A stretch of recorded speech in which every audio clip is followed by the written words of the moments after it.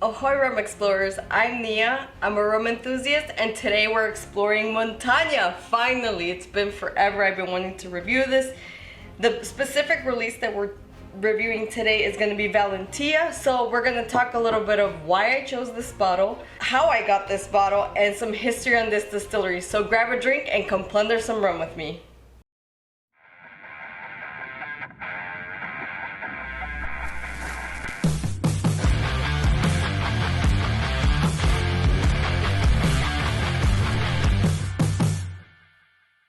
Have your drink, it's officially rum time. So today we're gonna again talk about Valentia. This distillery is actually in Crest Butte, Colorado. They were established in 2008 by Karen Hoskin.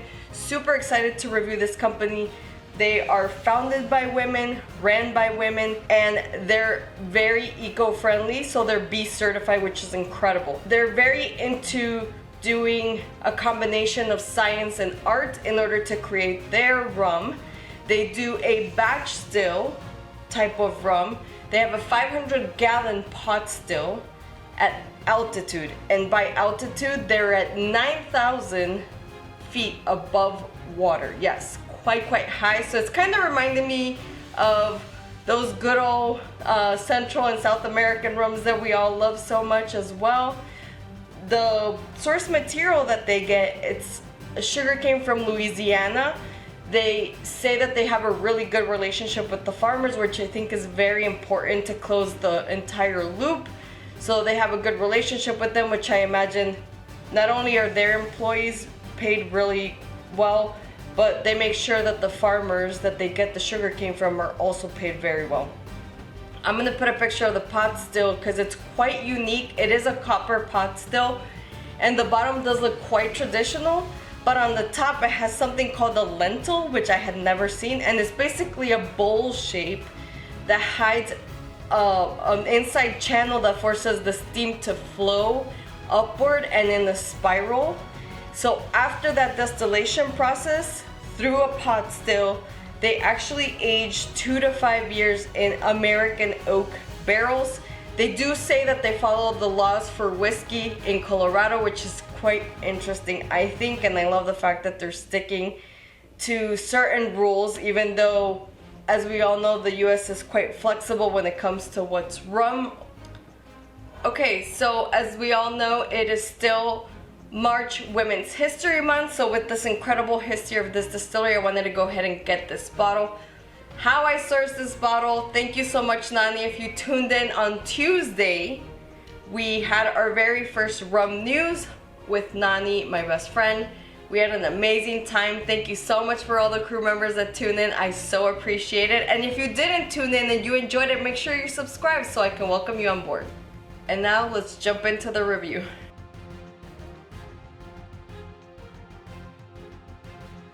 Oh, this is hard. Oh my god. Oh, that's a big pop. So plastic cork. We're gonna pour a little bit on the Glencairn and a little bit on the neat glass. Try not to do my standard pirate pour because sometimes it really gets crazy here. Now there's a very light amber color to this. I would say more on like the champagne color. Legs are moving. Not a lot of beating, which is pretty standard for a 4-year-old rum.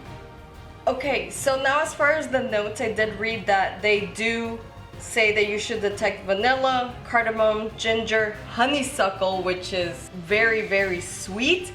So I wonder how sweet it'll get. And then what I absolutely love, they said also white flowers, and it has a spicy rye finish. Now, in this household, we are big fans of rye whiskeys, so I'm very excited to try this. Ooh, I can definitely detect the cardamom and the ginger. Unfortunately, I don't have cardamom, but I can bring out the cardamom spice, which, as you know, I bought it. That's like a kind of workaround that I found out in order to be able to experience these notes. So I'm just gonna do what I did last time. If you have not watched that video, definitely watch it. I'm gonna go ahead and put a little bit of cardamom on there, and it actually worked, which was quite surprising. But hey, not everybody can spend over $200 on the aroma kit, so this might definitely be an option for you. I did buy this cardamom. It is organic and doesn't have any GMO. So I'm hoping it's a little bit more potent because of that, but we'll see. So vanilla, as we all know, I absolutely love it. So I'm gonna leave it here hanging out for a little bit while you and I catch up on a couple things. So I'm gonna help you cheat. No, not on your significant other. In the background, in my little octopus decoration, I've decided that I'm gonna give you a sneak peek on the reviews that are coming up.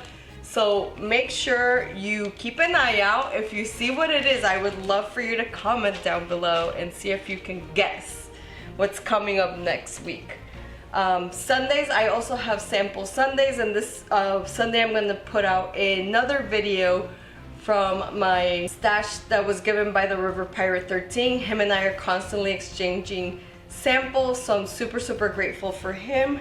Now let's go ahead and try this. Now I did let it rest for a little bit and it's mellowed out. I like that I let it rest this time. Usually I start tasting and enjoying it right away, but it feels like the alcohol has dissipated, so I'm able to detect the notes a little bit better. So it definitely smells like a floral note in there. I could definitely smell a little bit of the vanilla, and not so much the ginger, but I'm gonna go ahead and try it. Cheers. You do get this a little bit of hug. This is gonna be 80 proof, but the most interesting part is the front of the palate is very peppery, a lot more peppery than I was expecting it, but it ends on like a sweeter note. I don't think they add anything to this because they don't mention it, but let's go ahead and check the label. Yeah, it doesn't say anything about additives, so I'm gonna assume that they don't add anything.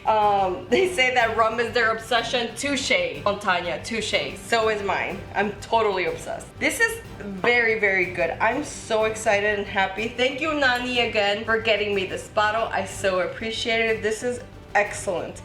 Now that the vanilla has rested, I'm gonna go ahead and try to nose it and compare. Yeah, there's definitely a little bit of vanilla in there, but it has more of like a floral note, like I was saying, which is beautiful. It's a beautiful nose. Let's move on to the neat glass and see if it's a little bit better. No, it's a lot more muted in this one. Wow, I can't believe how muted it is, the nose in here. Again, I didn't do a pirate pour, so I think I'm a little bit disappointed in myself for not going full pirate this time, but I think the glass itself gives it so much aeration that the nose kind of weakens versus the Glencairn is more concentrated. I think a little bit of the floral note, the vanilla's coming through a little bit more. The honeysuckle, I would say, smells quite sweet. And now let's see the cardamom. Now this is the only tricky part. If you do decide to do a rum aroma kit in your house, I have to figure out how to contain actual spices. I think some kind of like container, like glass container with maybe like a little mesh would be super helpful. Maybe you can like mix it up and it'll come up. But for now, I'm basically, it's gonna be like a Tony Montana scene. You know, I'm just gonna put my nose as close as possible to the cardamom spice. I don't detect it. I don't detect the cardamom. I think now that I compare to the actual cardamom, it kind of smells like it might be ginger. And I don't have anything that smells like ginger, unfortunately. So obviously I'm gonna need to research and search for that so I can find an option to compare with ginger. Now let's go ahead and try the neat glass. Cheers. That wryness is pulling through on the front of the palate. If you're not a fan of like peppery rums, don't recommend this, but I think you should give it a try. I feel like this might be a good rum for whiskey drinkers. So if you are a whiskey drinker and you happen to stumble on my channel, hey, welcome. I'm about to convert you to the rum side. So definitely try this. This is excellent. Quite peppery in the front, a little bit of sweetness in the back, but natural sweetness from the sugarcane juice. Nothing added to this. So hey, welcome to the crew potentially. I hope you might try this rum, and let me know down below if you do try this. Put it in the comments down below. Okay, so moment of truth. Is this treasure chest approved? Yes, it is. I'm sure not all of you are familiar, but I do like naturally spiced rums or just spiced rums in general. So when I find rums like this where you get the spiciness or the pepperiness at the beginning And this is more like a pepper. I know sometimes I say rums have like a white pepper. No, this is definitely a black pepper, beginning on the palate, and at the end you have that sweetness like honeysuckle. So if you are able to scoop this up in the liquor store near you, definitely get this. I do not know how much it costs, but I'm assuming, I'm gonna guess between $30 and $40, because again, this was a gift from Nani. Again, thank you so much. But I'm excited to add something like this in my collection because I do not have any spiced rums. Yes, I know. Don't judge me. Don't judge me. But I do want a very well balanced spiced rum. And this one has a perfect mixture of spiciness and sweetness and a little bit of the heat being an 80 proof rum. Thank you so much for watching. If you're not a subscriber, please subscribe so I can welcome you on board. It also helps me know how much you're liking my content, and I look forward to the next rum. Cheers!